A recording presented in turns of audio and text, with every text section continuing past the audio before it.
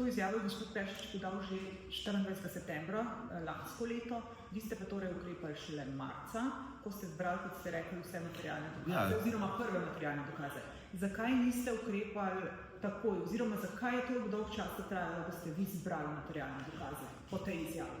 Treba je povedati, da vse te stvari v bistvu Slovenske železnice nimajo nobene dokumentacije, ne? Ker tukaj gre za financiranje nekih podjetij, ki financirajo neka druga podjetja.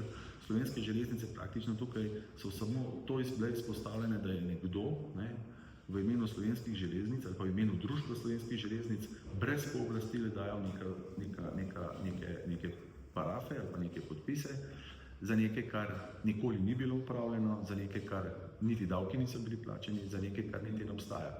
In te dokumentacije praktično jo jaz nismo imeli ali pa jo niti ni, še zdaj jo ni, ne. Praktično smo dobili samo nekaj po nekih,